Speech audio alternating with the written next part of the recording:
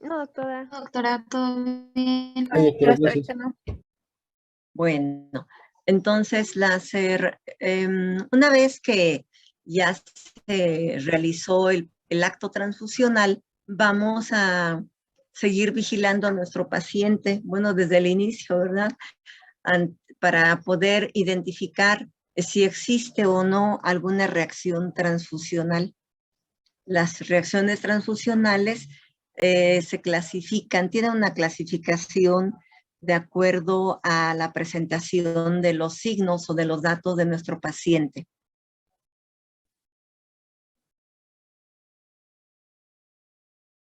Entonces, las reacciones transfusionales pueden ser inmunomediadas, agudas y tardías. Esto, pues, como nos damos cuenta, depende del tiempo en que se presenten. Las inmunomediadas o agudas son por hipersensibilidad tipo 1, están inmunomediadas por inmunoglobulina IgE. Entonces, nuestro paciente puede tener los siguientes signos: broncoconstricción, hipotensión, fiebre o urticaria, taquipnea o choque, y hemoglobinemia, hemoglobinuria. Y generalmente estos signos son atribuibles a los antígenos eritrocitarios AS o DEA 1.1 y 1.2, que son los que causan con más frecuencia esta reacción. Se acuerdan también que el 7. Entonces, de estos signos que podemos observar en nuestro paciente, probablemente el más frecuente sea la urticaria y la fiebre. Pero ¿cómo vamos a identificar si hay o no fiebre? Pues por la toma de temperatura en los lapsos que referimos, los primeros 10 minutos y luego cada 30.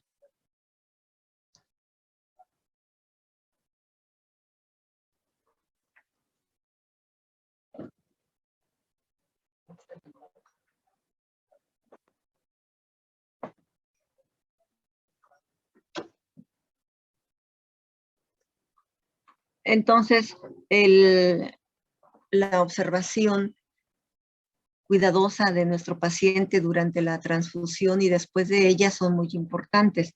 ¿Por qué va a haber hemoglobinemia y hemoglobinuria? Pues porque hubo una reacción transfusional de tipo hemolítica.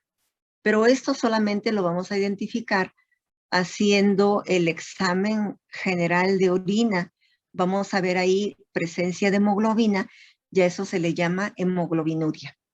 Y obviamente si hacemos nosotros la cuantificación del hematocrito, ahí vamos a observar también que el hematocrito, en lugar de estar en valor aumentado o tal vez en valor de mínimo de referencia, está disminuido.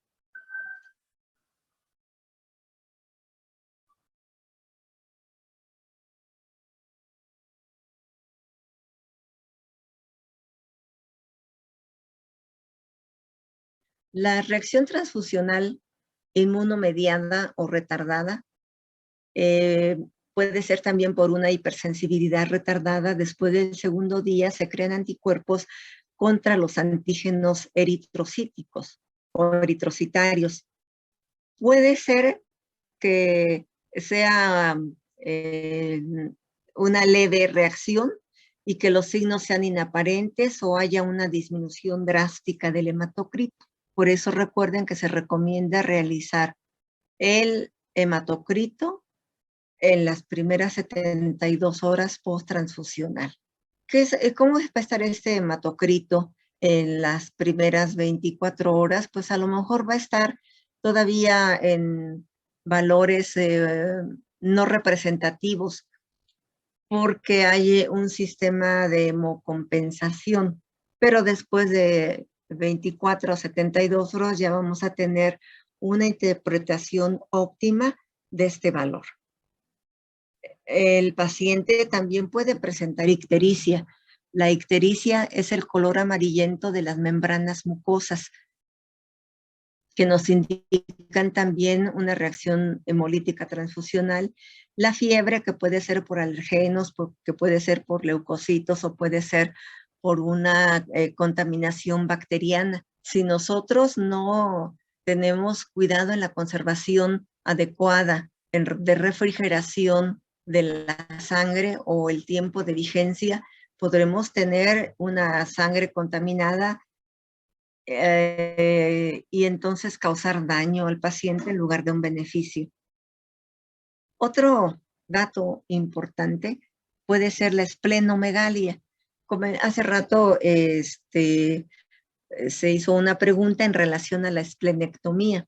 ¿Qué sucede? La esplenomegalia puede ser de tipo congestivo venosa, puede ser neoplásica o puede ser por un aumento en la fagocitosis por el sistema fagocítico mononuclear asociado, por ejemplo, a anemia hemolítica inmunomediada. Entonces, si nosotros en la exploración física inicial, en cavidad abdominal, todo estaba bien, pero post-transfusión hay esplenomegalia, ojo, ¿verdad? Entonces los antígenos involucrados, los DEA, más frecuentes serían entre el 3, el 5 y el 7, que dan este tipo de reacción retardada. Las reacciones transfusionales no inmunomediadas, la transmisión de enfermedades infecciosas, leptospirosis es una de ellas, enfermedad de Chagas o tripanosomiasis, brucelosis, ¿verdad? Alguna bacteria, también puede ser hemobartonelosis, piroplasmosis. Bueno, en este tipo de reacciones no inmunomediadas también puede ser de tipo hemolítica por un material caducado o un mal manejo de la muestra. Por ejemplo, que no nos dimos cuenta y la sangre ya estaba caducada, o la bolsa de colección de la sangre ya estaba caducada. Un mal manejo de la muestra, que sacamos la bolsa de sangre y la pusieron en el microondas para que se atemperara pronto.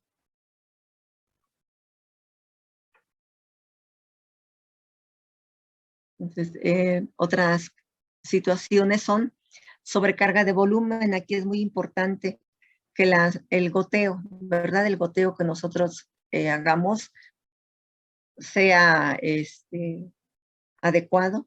Insuficiencia cardíaca, embolia gaseosa o trombosis y shock endotóxico.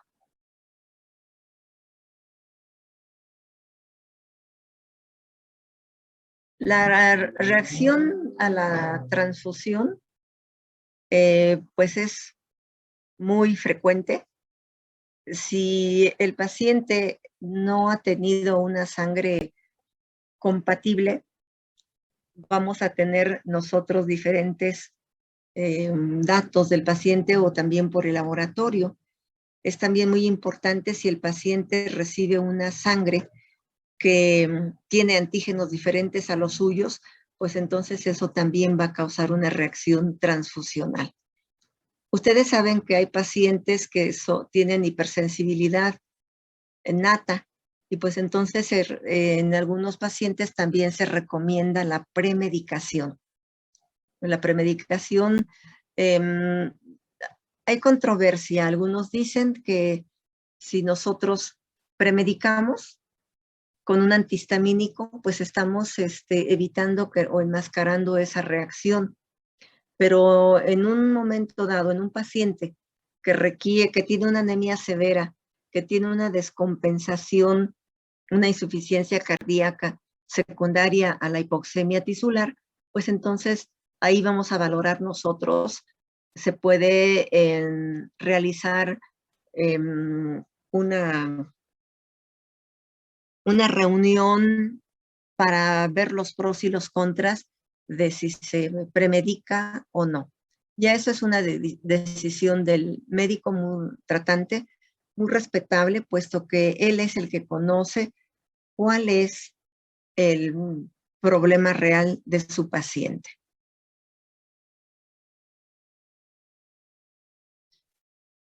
Y entonces, de alguna manera,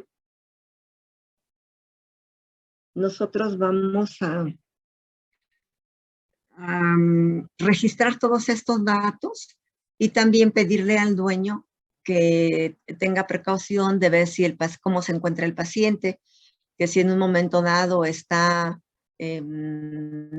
orinando lo suficiente, si él ve que se pone amarillo, que médicamente pues para nosotros es ictericia, o si tiene oliguria, es decir, disminución del volumen urinario, que nos avise esos datos que podrían ser útiles para tratar oportunamente una reacción posttransfusional. En una reacción posttransfusional, nosotros sabemos que uno de los órganos que sufre mucho es el riñón, ¿verdad? Causando insuficiencia renal aguda, que puede evolucionar a insuficiencia renal crónica. ¿Qué hacer?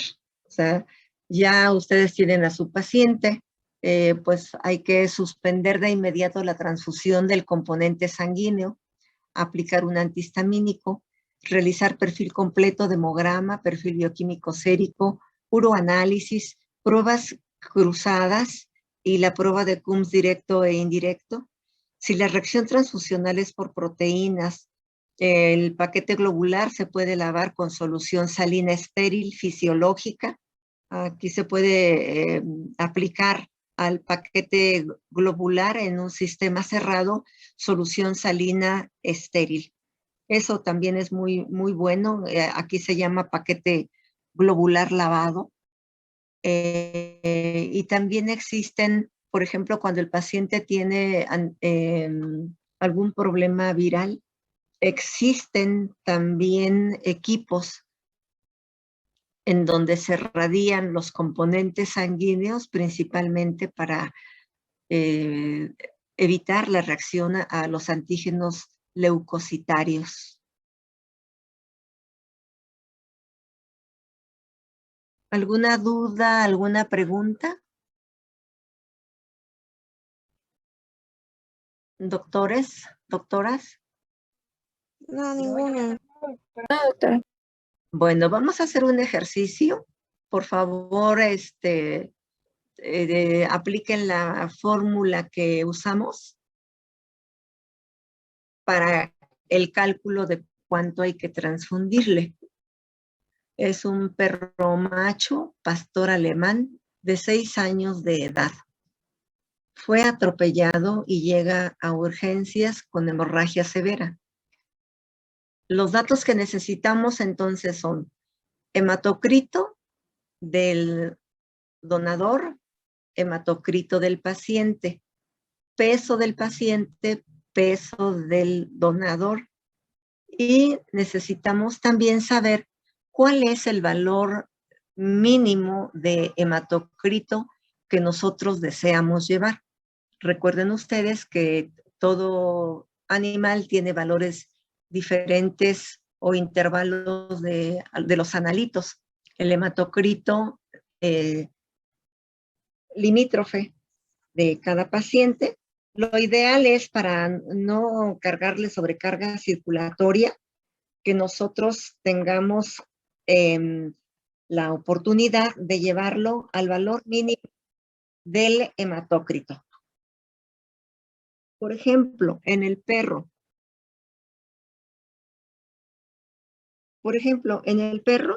El valor mínimo, el intervalo de referencia del hematócrito es de 0.37 a 0.55.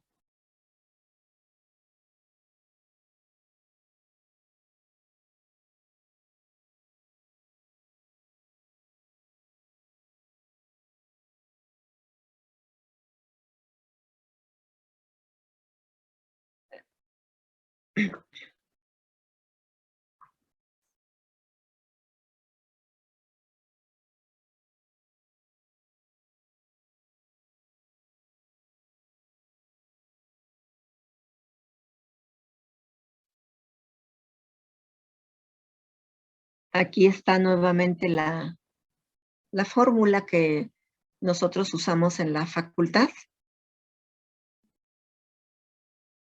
¿Cuántos mililitros se deben transfundir? Son 710 mililitros, ¿no, doctora? ¿Cuánto? 710. No. A ver quién obtiene otra cantidad.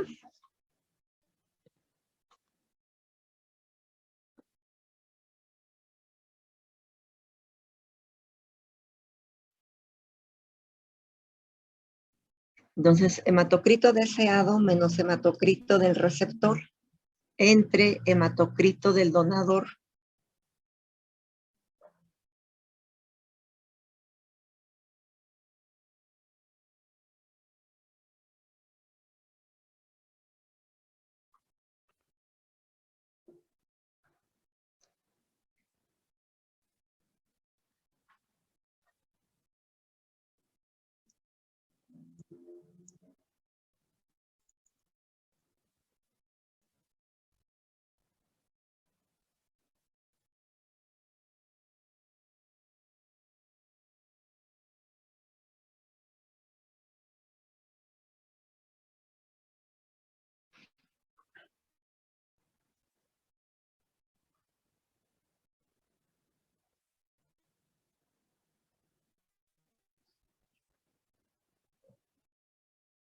Perdón, era 402.54.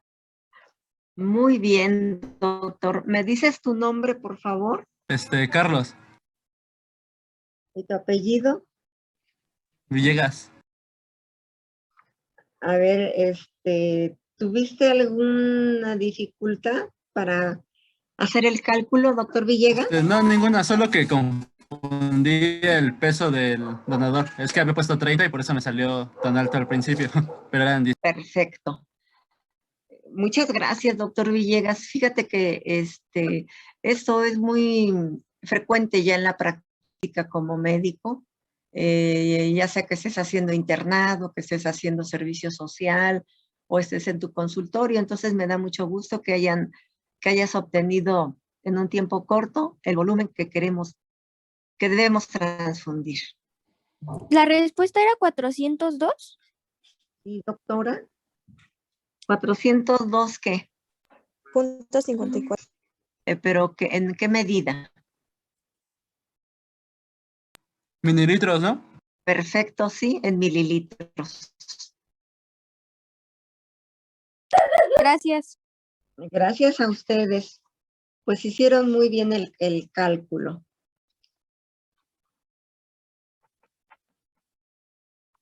¿Alguno de los médicos, de las médicas, tienen alguna duda, alguna pregunta?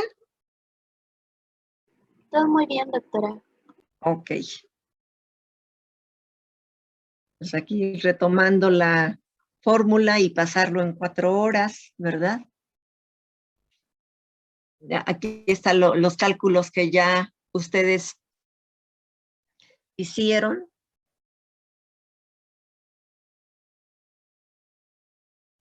Por si alguien tenía alguna duda. Bueno, ¿qué es la importancia o conclusiones relevantes que debemos tener en banco de sangre en medicina veterinaria? Realizar el grupo sanguíneo, pruebas cruzadas de compatibilidad con técnica manual, que puede ser en columna de gel para evitar reacciones indeseables, estricto control de calidad del donador, de las pruebas en el donador, del fraccionamiento y de la conservación de los hemocomponentes con fines terapéuticos, control de las pruebas de compatibilidad sanguínea, tiempo de la transfusión óptimo máximo en 4 horas, porque la sangre al estar a temperatura ambiente, pues corre el riesgo de que si hay por ahí alguna bacteria, por ni mínima que sea, pues ya estuvo en un buen periodo de incubación. Vigilancia médica del acto transfusional, ya vimos por qué, ¿verdad?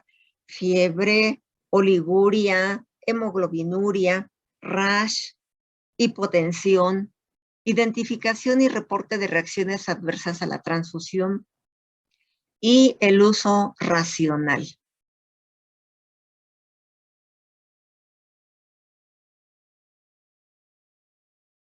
En México hay bancos de sangre en una universidad privada y también en Mérida, en Yucatán, y tienen buen éxito. De hecho, pues es muy importante tener donadores, el material requerido. Y vamos a ver este video.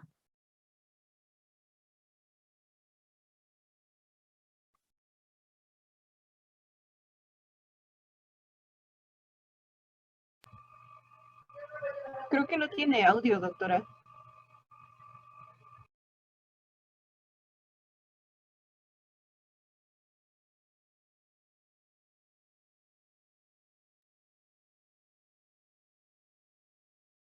En el plasma. ¿Ya Cuando está escuchan? por debajo del 20 al 25%, Ya, doctora. Ya. la clínica, Gracias. no Ya, amerita, doctora. va a ser necesario realizar transfusiones sanguíneas. Existen varios tipos de transfusiones sanguíneas. Pueden ser sangre entera, sangre rica en plaquetas u en otros elementos. Pero antes de realizar una transfusión sanguínea, que también se considera un trasplante, debemos saber o reconocer la compatibilidad que hay entre el donante y el receptor para evitar reacciones de incompatibilidad. Las pruebas cruzadas son un examen sanguíneo que se hace antes de las transfusiones y consisten en poner el plasma del donante contra los glóbulos rojos del receptor y viceversa. Entonces, lo que da una prueba mayor, donde la prueba mayor queremos buscar si hay anticuerpos del receptor contra glóbulos rojos o antígenos eritrocitarios del donante. Y la prueba menor consiste en extraer plasma del donante y someterlo a los glóbulos rojos del receptor para identificar si hay anticuerpos en el donante reaccionando contra los antígenos eritrocitarios del receptor. Una vez obtenidas las muestras de sangre, lo primero en hacerse es medir el hematocrito en ambos para conocer cuál es el estado de esta muestra. Los materiales para realizar las pruebas cruzadas son las muestras sanguíneas, tanto del donante como del receptor, los tubos de ensayo, pipetas Pasteur, solución salina fisiológica, portaobjetos, micropipetas y las puntas de las micropipetas, centrífuga y finalmente un microscopio. Los tubos de ensayo deben de ser marcados de la siguiente manera: SD para sangre del donante, que son los glóbulos rojos del donante; SR para sangre del receptor, que son los glóbulos rojos del receptor; PD para plasma del donante, que es el plasma del donante; PR para plasma del receptor; CD para control del donante y CR para control del receptor. Finalmente, marcar un tubo con MA, que MA significa prueba mayor, y ME, que significa prueba menor. Las pipetas Pasteur deben ser marcadas de la misma manera como PD, PR, SR, SD, MA y ME.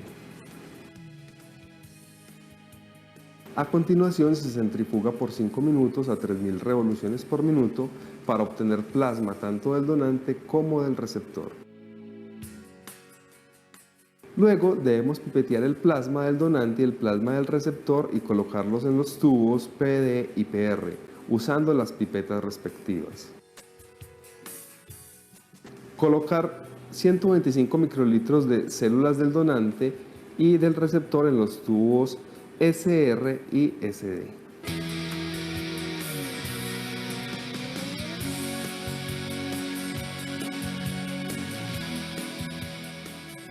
Agregar 2.5 mililitros de solución salina fisiológica a cada uno de los tubos de células rojas. Una vez terminado este proceso, se debe centrifugar la suspensión de células rojas a 3000 revoluciones por minuto por 2 minutos. Descartar el sobrenadante y resuspender las células con solución salina hasta el tope del tubo. Este paso se debe repetir 2 veces más. Colocar 2 gotas de suspensión de células rojas del donante y 2 gotas del plasma del receptor en el tubo MA con la pipeta Pasteur MA. Esta sería la prueba mayor. Colocar 2 gotas de suspensión de células del receptor y 2 gotas del plasma del donante en el tubo ME con la pipeta ME. Esta sería la prueba menor.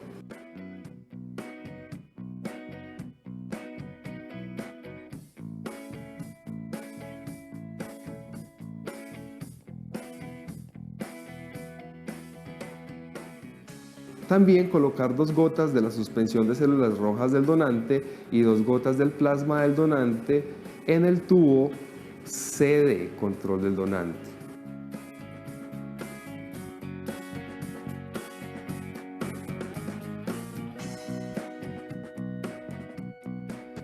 Finalmente, colocar 2 gotas de suspensión con células rojas del receptor y 2 gotas de plasma del receptor. Esta sería el control del receptor.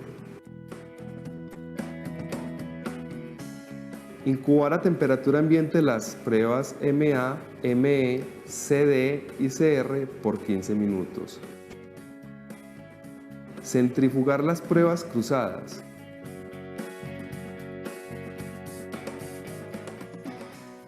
Finalmente, se debe observar en el microscopio y clasificar si hay aglutinación o hemólisis de los glóbulos rojos. Para recordar, una prueba positiva será cuando haya hemólisis o aglutinación.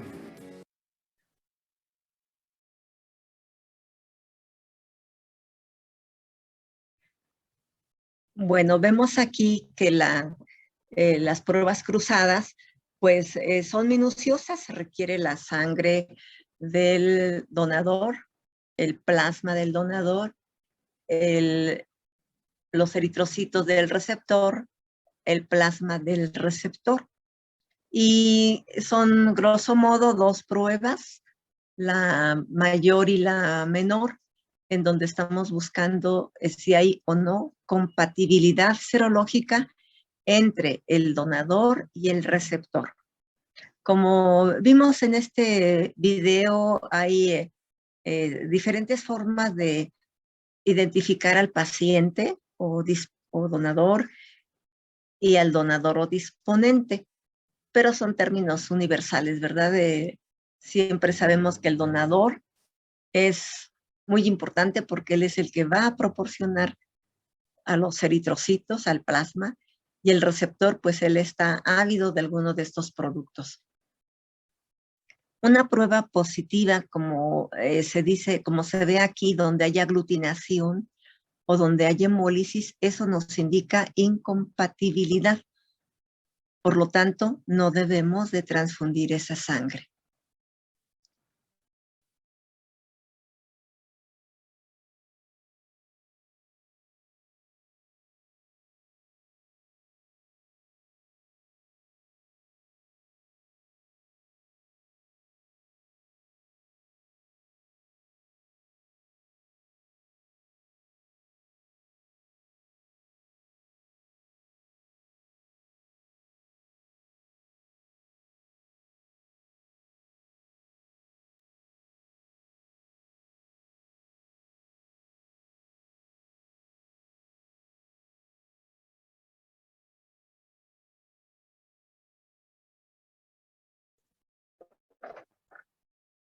Bueno, entonces en el laboratorio clínico nosotros vamos las pruebas cruzadas en el momento actual, doctores, doctoras, se realizan ya también con equipos en autoanalizadores. Lo importante aquí es estar muy al tanto del procedimiento que uno está haciendo. Entonces, de recordatorio vamos a usar concentrado eritrocitario. En este caso, esta bolsa la podemos decir que es del receptor del donador, ¿verdad? Entonces vamos a usar tanto del receptor como del donador concentrado de eritrocitos y plasma. Entonces ya hemos comentado de las bondades de las ovejas o del cordero en 1965, donde se transfundió sangre de cordero a humano. Las creencias mágicas, ¿verdad? Hace 353 años, en donde se decía que a un enfermo de esquizofrenia en etapa de agresión, aplicarle sangre de oveja para tranquilizarlo, y a un paciente humano en etapa de depresión, transfundirle sangre de buey para hacerlo vigoroso. Entonces, la transfusión, en conclusión, es el objetivo de reposición de sangre completa o de uno de sus componentes en forma eficaz, restaurar la capacidad de transporte de oxígeno en déficit de eritrocitos, proporcionar factores de coagulación y reponer plaquetas. Entonces, las pruebas cruzadas, bueno, y yo y el doctor George Carrión les reiteramos la bienvenida y vamos a retomar esto que hemos visto de la transfusión, las pruebas de compatibilidad, las pruebas cruzadas y el caso clínico que ya vimos. Entonces, cuando transfundir ya sabemos cuándo, previo a cualquier acto transfusional hay que realizar las pruebas cruzadas, conocer el valor del hematocrito, el peso del paciente y del donador para hacer los cálculos que hicieron muy bien. La toma de decisión, a veces sí es una anemia severa, pero que no tiene repercusión clínica o hemodinámica, pues no es necesario transfundir o estar vigilando, pero cuando ya tenemos una anemia muy severa o una anemia severa con repercusión clínica, pues hacer la transfusión. Entonces, las indicaciones son frecuentes, lo más común es por hemorragias.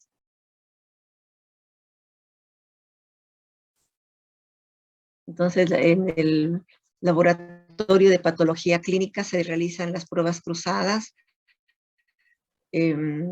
Hay varias técnicas manuales de automatización, y en nuestro laboratorio lo hacemos con la técnica manual. Ustedes la pueden, ya les he enviado el manual, la técnica la pueden ver ahí descrita puntualmente. Eso es con técnica manual, pero también con automatización en gel, con un sistema que se llama Guadiana. Cualquiera de los dos métodos es muy sensible. En los métodos de automatización ya vienen las tarjetas, como estas que estamos viendo aquí, que están impregnadas de diversos reactivos para determinar grupos sanguíneos y para determinar también anticuerpos irregulares. También se conocen como pruebas pretransfusionales o pruebas cruzadas, ¿verdad? Con cualquiera de esos dos nombres ustedes lo pueden encontrar. Se requiere también de un microscopio. Obviamente cuando es en automatización pues no tiene caso, pero cuando es en técnicas manuales hay que observar la laminilla, una gota de esa mezcla de eritrocitos del donador con plasma del receptor y de eritrocitos del receptor con plasma del donador. Tenemos que verlo en el microscopio para saber si hay o no aglutinación. ¿Cuándo realizarlas? Siempre que se requiera transfundir alguno de los hemocomponentes con fines terapéuticos por indicación del médico o de la médico veterinario responsable del paciente. Se puede, él va a indicar qué producto. Lo más frecuente es cuando hay anemia. Entonces ahí sería paquete globular o concentrado de eritrocitos. ¿Por qué realizarlas? Porque permite conocer si existe o no compatibilidad sanguínea in vitro entre el donador y el receptor. Una prueba cruzada compatible in vitro no garantiza que in vivo no haya reacción transfusional.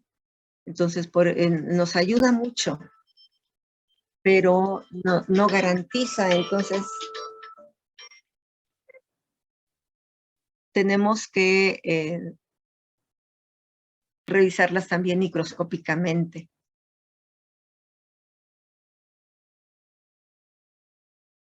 Estas pruebas cruzadas son un recurso en medicina veterinaria que ayudan a evitar reacciones inmunológicas generadas al transfundir sangre incompatible.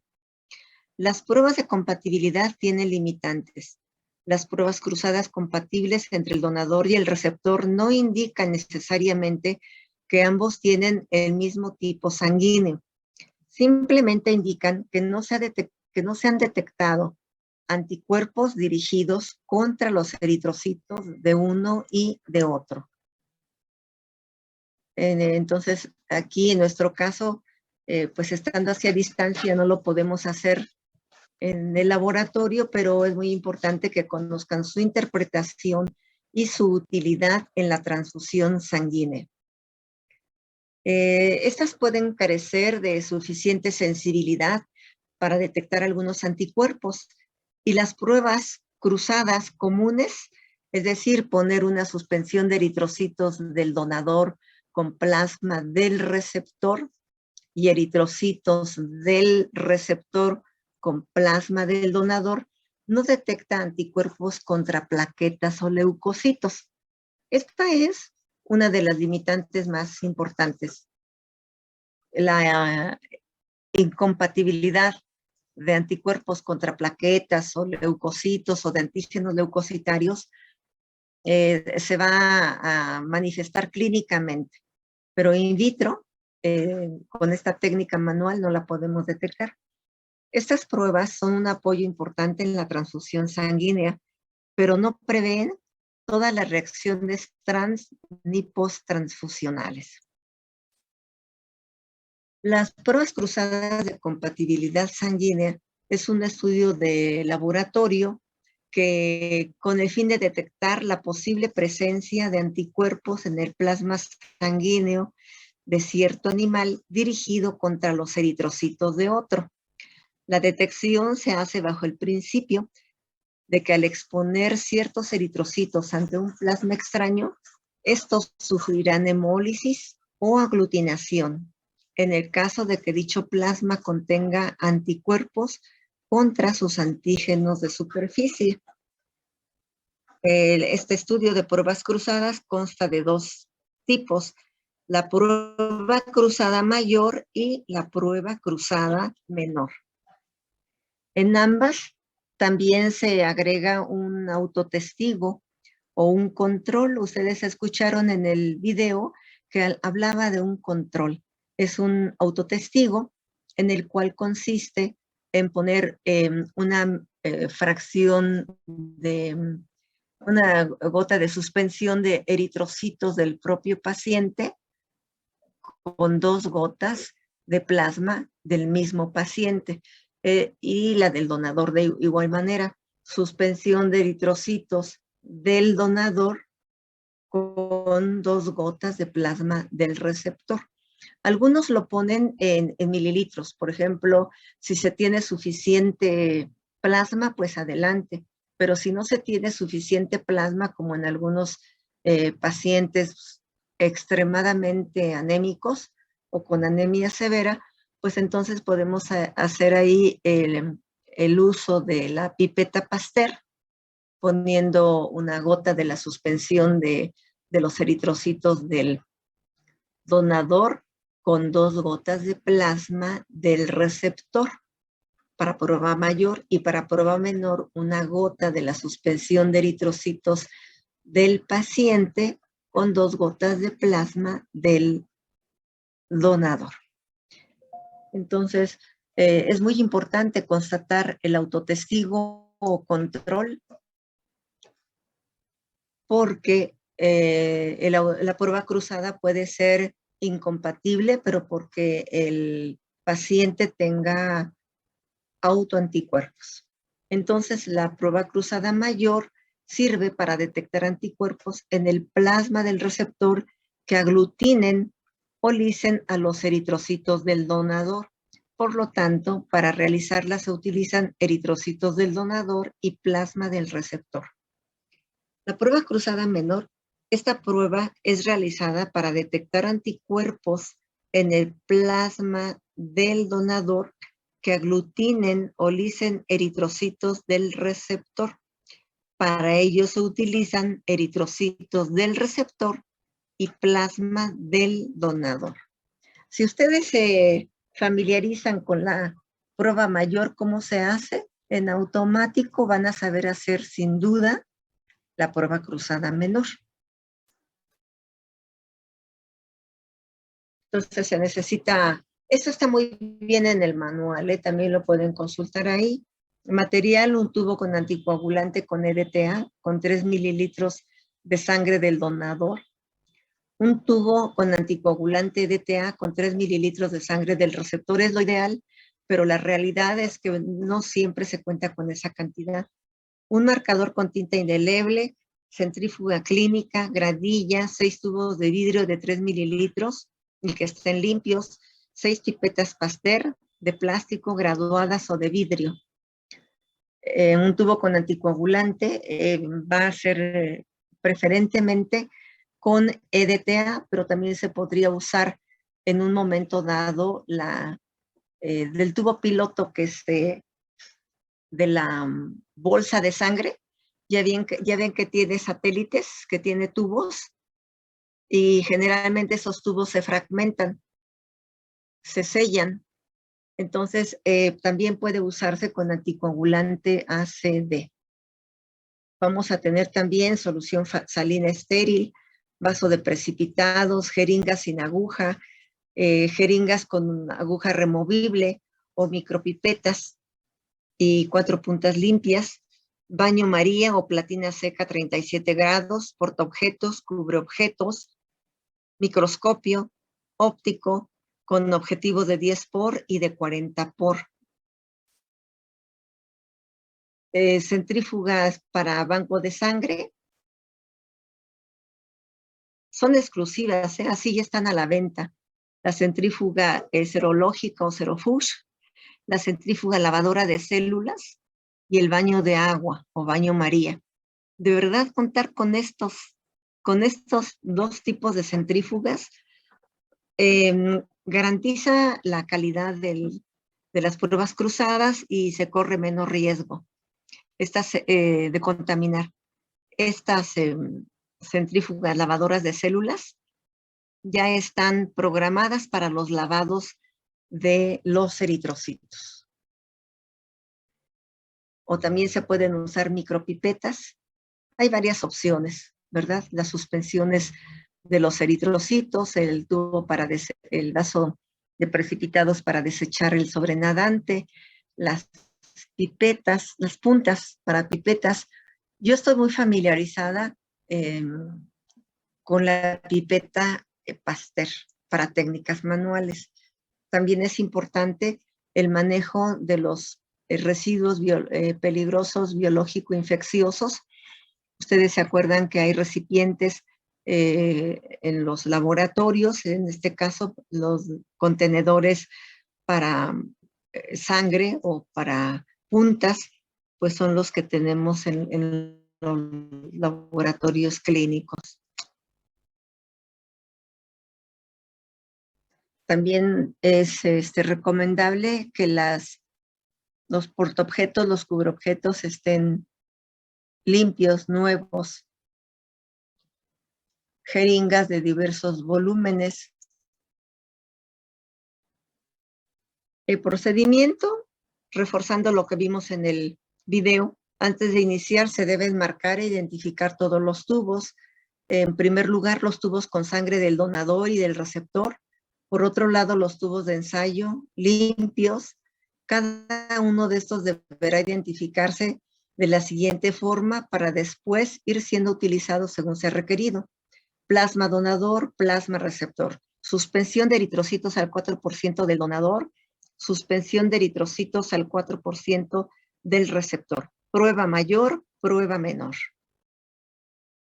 Miren, este esquema está en el manual se ve muy rebuscado, pero si lo ven con calma como un mapa mental, no les va a costar trabajo. Lleva la numeración de los pasos a seguir. Y cuando yo lo vi de primera intención se me hizo, me cansé, dije, y ahora me confundí, ¿y ahora qué hago? Pero no, mira, siguiendo las flechitas, siguiendo las centrifugaciones, pues uno va a poder llegar a la prueba de oro, ¿verdad? Donador, receptor, centrifugar la muestra a 3.500 revoluciones de 2 a 3 minutos de ambos donador y receptor, separar el plasma, ¿verdad? Con pipeta Pasteur, posteriormente de la suspensión de lo que queda de los eritrocitos del donador y del receptor, a ambos agregarles solución salina fisiológica estéril, ¿verdad? Volver a centrifugar ambos tubos en 3 ocasiones a 3.500 revoluciones por minuto de 2 a 3 minutos y luego ya nos quedan aquí nuestros eritrocitos del donador y los eritrocitos del donador, del receptor, lavados. Así se le llama. Literalmente eritrocitos lavados con solución salina que fueron lavados en una centrífuga. Después de eso, ya vamos a hacer la suspensión al 4% y vamos a poner en contacto los eritrocitos del donador con el plasma del receptor y viceversa. ¿Verdad? Está aquí con letras haciendo ya en un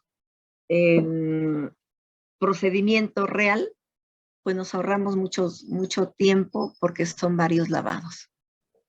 Después de centrifugar, es importante, ¿por qué se centrifugan? ¿Por qué se lavan esos eritrocitos? Para eliminar detritus celulares. Ahí en esa sangre hay eritrocitos muertos, plaquetas muertas, leucocitos muertos, restos de fibrinógeno o fibrina. Y entonces ese procedimiento de lavar es muy importante, doctores, porque si no lavamos bien, podríamos tener una falsa aglutinación y pensar que no es compatible. Eliminar el sobrenadante con pipetas Pasteur o con jeringa. Repetir 2 veces más el lavado de eritrocitos, es decir, hacerlo 3 veces. Se obtendrán eritrocitos lavados, habiendo eliminado posiblemente proteínas y detritus celulares que pudieran interferir con las pruebas. Identificarlos como eritrocitos del donador y del receptor. Después de eso, que ya los tenemos, hacer nuestra suspensión de eritrocitos al 4%, tanto del donador como del receptor. ¿Cómo se hace? 0.1 mililitros de eritrocitos lavados, agregar 2.4 mililitros de solución salina fisiológica estéril y que esté vigente, porque si está caducada, pues tampoco es correcto utilizarla. A partir de esos tubos, entonces vamos a realizar las pruebas. El tubo de ensayo identificado como prueba cruzada mayor, el identificado como prueba menor y el identificado como autotestigo o control. Entonces es suspensión de eritrocitos en su propio plasma, tanto del paciente como del donador. Bueno, ya vimos cómo se hacen. Aquí también es muy importante la incubación, ¿verdad? ¿Por qué se incuban a 37 grados? Porque estamos buscando la presencia de anticuerpos calientes. Esta prueba cruzada, que es prueba en salina, se le llama prueba cruzada en salina, se puede hacer también con albúmina, con algunas enzimas como bromelina, bromelasa. ¿Pero por qué se incuba? Para identificar si hay anticuerpos calientes. Los anticuerpos calientes son los que tienen significancia clínica. Entonces, si es positiva la prueba después de incubarlos a 37 grados, y de centrifugarlos a 2.500, 3.000 revoluciones. Fíjense, en un tiempo corto. Estos tiempos en las pruebas cruzadas son cortos, 15 minutos, 15 segundos, pero es muy importante, cuidadoso, la mezcla de estas células y las concentraciones. Luego ya después de ese tiempo vamos a hacer la evaluación macroscópica y microscópica. En la macroscópica, pues vamos a ver si hay o no aglutinación.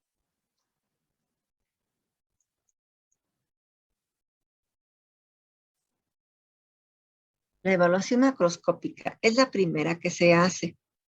Se busca si hay o no aglutinación o hemólisis, lo cual indica incompatibilidad, cualquiera de estas. La ausencia de aglutinación o de hemólisis igual a compatibilidad. La evaluación microscópica sobre un fondo blanco, evaluar el color del sobrenadante. Este sería el sobrenadante. En caso de ser rojizo, indica que hay hemoglobina libre en el sobrenadante producto de la ruptura de los eritrocitos. Indica hemólisis. De acuerdo a la cantidad de hemoglobina libre se dará un valor en cruces. En caso de no encontrar tonalidad rojiza en el sobrenadante, se clasifica como negativa.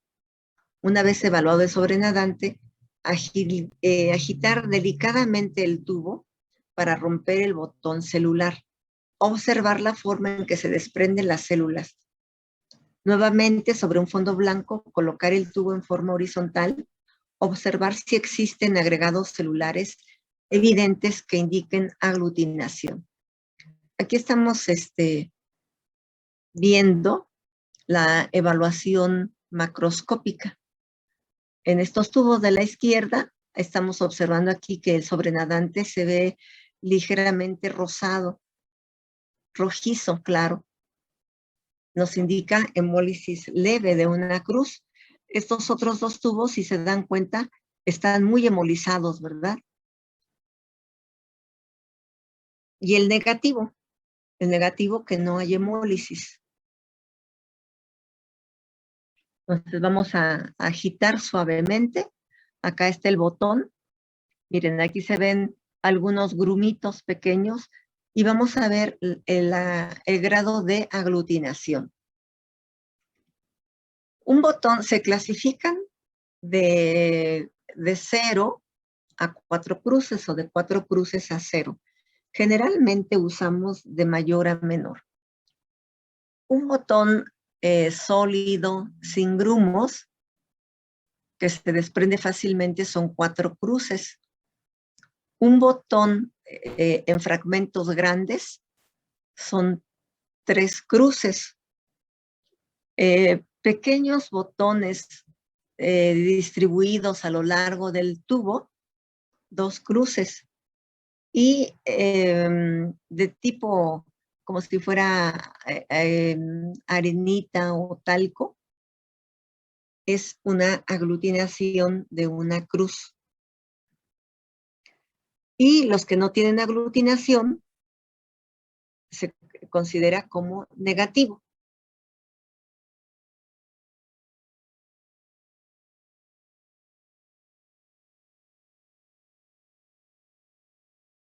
Doctor Noguera, ¿tienes alguna duda? No, doctora, todo bien. Muchas gracias. Gracias a ti. Entonces, aquí si está negativo, ¿qué es el siguiente paso que vas a hacer?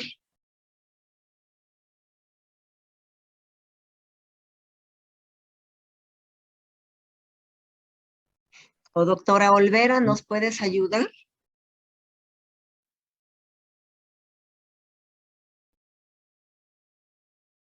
Mariana.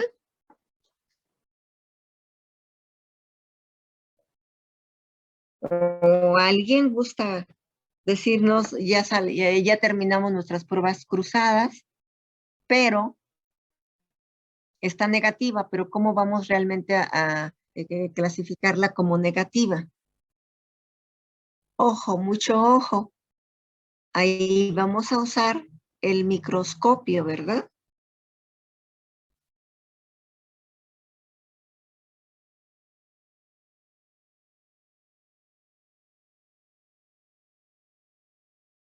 Doctor Raúl Pérez. Aquí estoy, doctora. Ajá. ¿Nos puedes comentar algo sobre esto?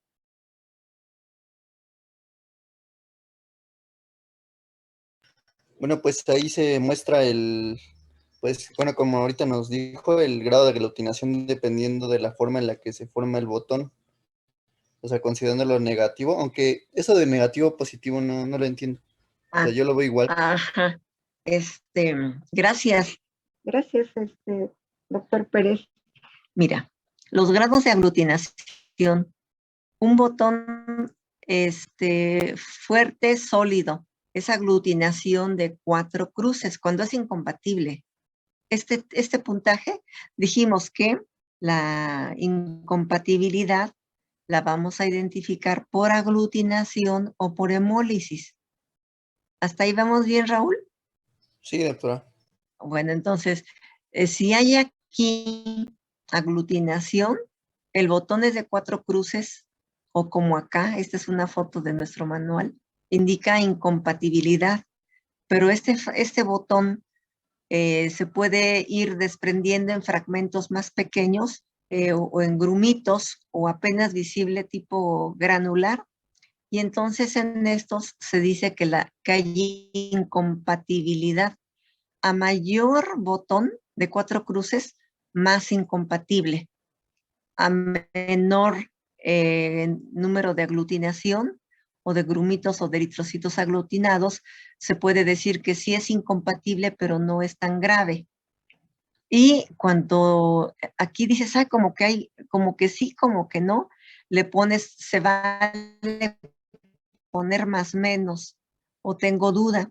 Y negativo, cuando solamente ves así la solución del mismo color que tenía tu suspensión de eritrocitos con plasma. ¿Me expliqué? En las pruebas incompatibles, la aglutinación indica incompatibilidad. Y el grado de incompatibilidad, en otras palabras, podría ser muy intenso o muy ligero. Y negativo, o sea, que no haya aglutinación, es cuando vemos así el tubo y lo ponemos sobre un fondo blanco o sobre nuestra bata y vemos que no hay aglutinación. Entonces aquí sería compatible porque es negativa, no hay aglutinación, y acá serían incompatibles.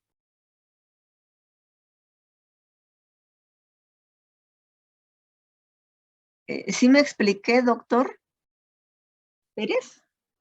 Sí, doctora, sí entendí, gracias. Gracias. Entonces, la evaluación macroscópica. 4 cruces, botón celular sólido, 3 cruces, varios agregados grandes, 2 cruces, zonas de eritrocitos aglutinados y pequeños agregados, 1 cruz, muchos aglutinados pequeños dentro de un fondo de eritrocitos libres y 0 no aglutinación. Entonces, esto pues es también con la práctica, uno va educando al ojo si es una aglutinación de 4 cruces o de 3 cruces. Sin embargo, cuando nosotros, aunque veamos que no hay aglutinación, tenemos que hacer la observación en el microscopio. Aquí, por ejemplo, en la laminilla vemos que hay aglutinación sin verla al microscopio. Si no hay aglutinación, entonces la prueba es negativa y por lo tanto nos da cierta seguridad para la transfusión. Aquí ya la parte muy importante, que es la aglutinación, pero ojo, es frecuente que tengamos en algunos pacientes el fenómeno que se conoce de rulo. Recordarán que cuando vimos en hematología es el apilamiento de los eritrocitos, que es fisiológico en los equídeos, en los caballos, pero es patológico como en el mieloma de plasmocitos o en el sarcoma de plasmocitos, y cuando hay exceso de proteínas o hiperproteinemia severa, podemos tener una falsa aglutinación. Entonces, cuando hay rulo, tenemos que diferenciar aglutinación verdadera o aglutinación falsa. La aglutinación falsa la puede dar el exceso de proteínas. Entonces aquí pruebas cruzadas. Aglutinación versus rouleau. Acá está la aglutinación, acá está el rouleau, que sería normal en los caballos, ¿verdad? Pero cuando nosotros en pruebas cruzadas vemos rouleau, vamos a agregar solución salina a esa laminilla, y si desaparece el rouleau, entonces es falso rouleau. Tener presente en pruebas cruzadas el rouleau común en caballos, gatos, animales con hiperglobulinemia, y no está relacionada con la presencia de anticuerpos por incompatibilidad. Interpretación. Cualquier grado de aglutinación o de hemólisis en una o ambas de las pruebas indican una reacción positiva, por lo tanto de incompatibilidad entre la muestra de sangre evaluada. En todo caso, en donde se encuentre incompatibilidad, no realizar transfusión sanguínea. Es lo del falso rouleau, ¿verdad? Colocar una gota de la suspensión de eritrocitos y agregar una gota de solución salina. En el falso rouleau desaparece la aglutinación. En el verdadero rouleau no desaparece la aglutinación. Doctora Hernández Valeria, ¿tienes alguna duda? Doctora Hernández.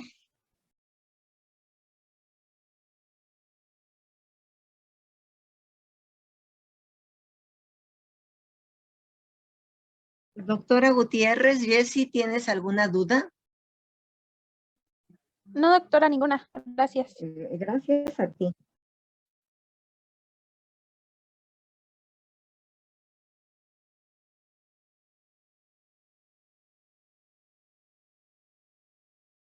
Doctora Flores Castro, ¿tienes alguna duda? No, doctora, por el momento no, gracias. Gracias a ti, doctora.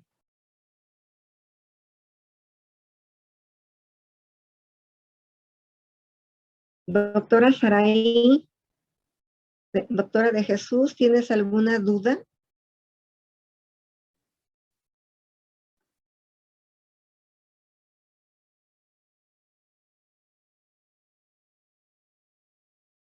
Bueno, entonces el autotestigo. Si es positivo, indica que el receptor tiene autoanticuerpos, lo que invalida la prueba cruzada. Lo esperado es que el autotestigo sea negativo. ¿Quiénes son los pacientes que van a tener un autotestigo positivo? ¿Alguien sabe? Doctora Carrillo. Aquí estoy, doctora. Ajá, gracias, doctora Pau. ¿Por qué crees que pueda ser positivo un autotestigo? ¿Alguna enfermedad que tú recuerdes o que sepas?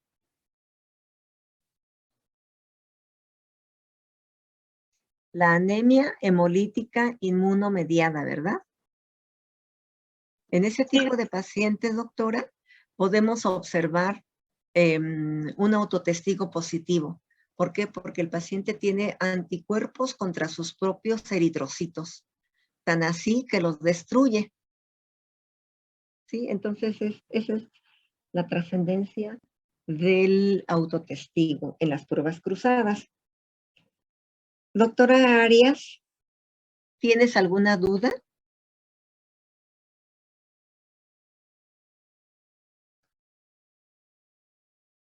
Doctora Arias, Itzel. Bueno, ¿cómo ya se hizo todo? Pero ¿cómo se van a validar las pruebas? Las pruebas cruzadas tienen que validarse con la prueba de Coombs. Entonces, la prueba de Coombs, aunque sean negativas, la prueba de Coombs directa y la prueba de Coombs indirecta. Esto es importante, deben realizarse con reactivos de CUMS específicos de especie. Y ya también en medicina veterinaria hay reactivos comerciales. Entonces, todo eso, se compran los reactivos, es cómodo, ¿verdad? Tener los reactivos correspondientes. Entonces, en todo, buscar hemólisis o aglutinación. En Francia, en Barcelona, existen bancos de sangre muy competitivos, con mucha tecnología. También así como el control de los donadores. Y en México, pues les comento que hay 2 bancos de sangre, una en una institución, en una universidad privada y otra en Mérida. Entonces, para canino dijimos que los reactivos deben de ser de automatización específicos de especie. Entonces, el CUMS indirecto permite visualizar una aglutinación de la sangre, principalmente en la clínica. Se usa la prueba directa, pero en hemoterapia utilizamos la indirecta. La diferencia está en que utilizamos sangre de 2 perros, plasma de receptor con eritrocitos del donante. Sería el complejo mayor de la prueba de la reacción cruzada, a la que se añade el suero de CUMS. Se desencadena una mayor aglutinación en las muestras al unirse las inmunoglobulinas del suero a la fracción FC del complemento de las inmunoglobulinas. Entonces, hay varias marcas comerciales. Obviamente, cada quien elegirá. ¿Y saben quién descubrió el reactivo de CUMS? ¿Saben quién fue el doctor CUMS? ¿Alguien tiene idea? Doctora Ramírez, Fer.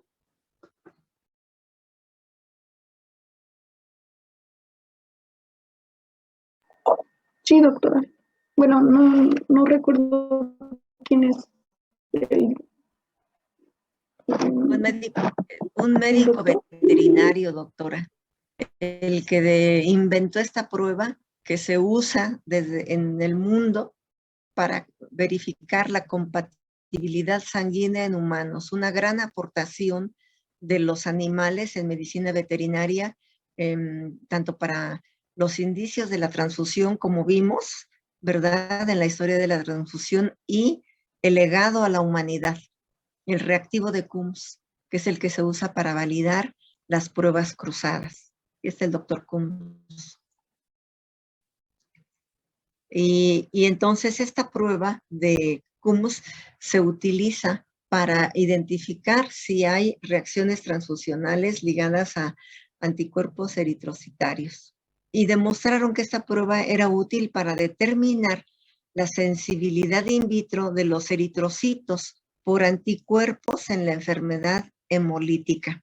En 1957, Daisy y Reis demostraron que también era buena para determinar la sensibilización de los eritrocitos por fracciones del complemento.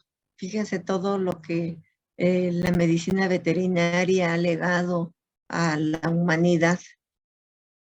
Entonces hay varios tipos, hay el poliespecífico, el monoespecífico. El poliespecífico está dirigido contra IgG y contra el componente C3b del complemento para hacer el CUMS directo. Y el monoespecífico, si solo está dirigido contra IgG o contra algunos componentes del complemento. CUMS indirecto. Entonces el poliespecífico C3b y el monoespecífico para IgG. Entonces la prueba de CUMS. Hay 2 tipos, la directa y la indirecta. La directa para determinar antígeno aglutinado directamente por el anticuerpo. La Y representa la IgG, ¿verdad? Este sería el anticuerpo.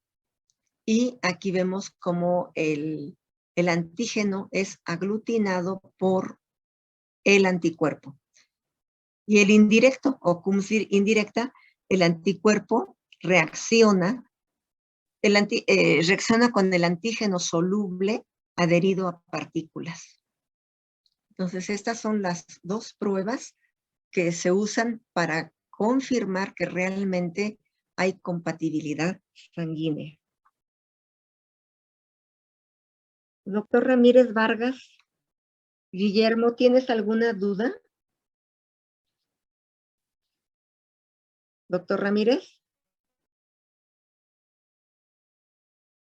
Doctora Ramos, Fernanda, ¿tienes alguna duda?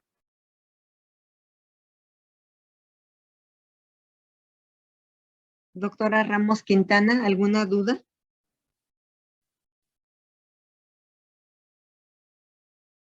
Doctora Karen Robles, ¿alguna pregunta?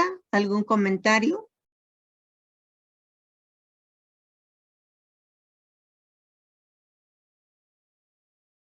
Doctora Vázquez Alejandra, ¿alguna duda? ¿Pregunta? Bueno, ¿me pueden hacer favor de ir poniendo su nombre con mayúsculas y la palabra presente?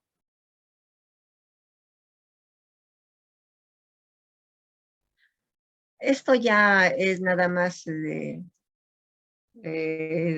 comentarles que hay tarjetas, ¿verdad? En las técnicas automatizadas hay tarjetas que contienen células lavadas con solución salina y resuspendidas en una concentración del 2 al 4%. Acuérdense que en medicina veterinaria con la técnica manual lo usamos al 4%.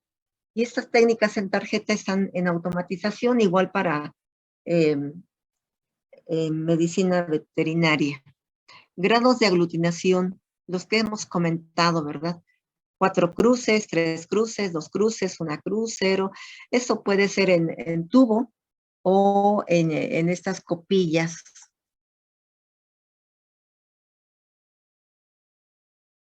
Y todo esto que hemos visto hoy de medicina transfusional y de pruebas cruzadas, pues los monos, ¿verdad? Bueno, para mí, mi pariente, no sé para ustedes, el Macacus rhesus, ¿verdad? En 1940, Landsteiner y Wiener describieron el factor RH como un antígeno presente en el Macacus rhesus, en el mono rhesus, y común en el 85% de eritrocitos humanos. Es muy difícil encontrar sangre RH negativo en el humano. Verán aquí qué tiernos, espulgándose, ¿verdad? Y me gustó esta caricatura de Disney que dice que el valor no es la ausencia del miedo, sino el conocimiento de que existe algo más importante que el miedo. Bueno, no sé si ustedes recuerdan también que a inicios del VIH, del SIDA en el humano, se usó el mono verde como modelo animal aquí en México. Son muchas las cosas que tenemos que agradecerles a los animales. Bueno, pues si no hay dudas, preguntas, comentarios, esto ya lo vimos, el caso clínico, ya lo vimos, el cálculo también. Si no tienen dudas o preguntas. No, doctora, todo bien, gracias.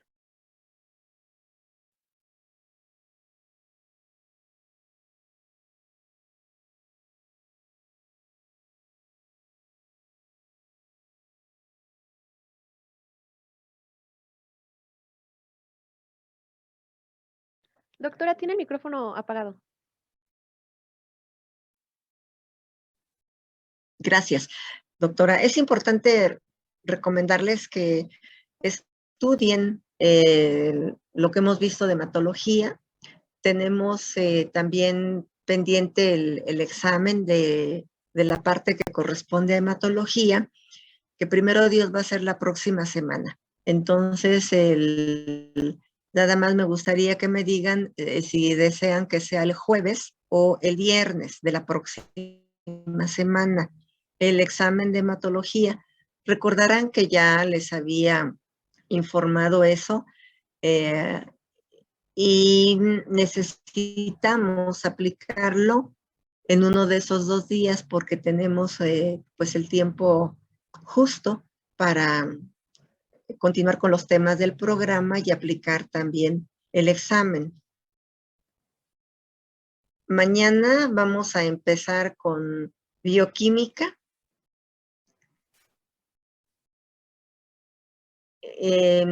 Y después vamos a tener examen. Ustedes, por favor, díganme qué día prefieren el examen, si el jueves o el viernes. Piensen. Me están diciendo que el viernes, doctora. Viernes. Bueno, gracias. Siempre muchas gracias por la ayuda que me dan y por la participación, porque a veces invariablemente me distraigo y no veo lo del chat. Perfecto, entonces el viernes aplicaremos el examen primer parcial de hematología. ¿De acuerdo?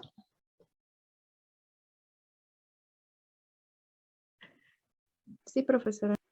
Bueno, pues me dio muchísimo gusto que continuemos nuestro curso y pues que tengan buena tarde. Si alguien tiene alguna pregunta, algún comentario o el doctor Carrión, doctor George. No, yo no, doctora. Bueno, pues entonces que tengan buen descanso. Igual, Muchas doctora, gracias, feliz. Gracias, Gracias, doctora. Hasta luego. Gracias, doctora. Hasta Bye. luego.